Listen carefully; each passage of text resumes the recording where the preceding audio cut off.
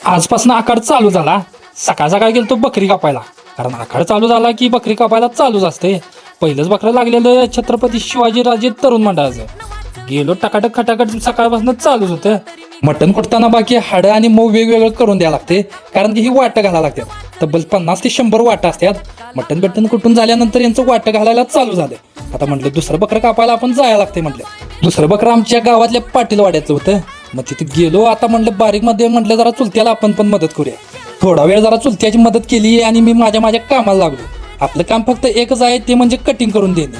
ही आपल्या गावातील अनेक वर्षापासून चालत आलेली परंपरा आहे. प्रत्येक जण आपल्या श्रद्धेनुसार यात्रेत सहभागी होतो. सगळीकडे गडबड, तयारी आणि आनंदाचं वातावरण असतो.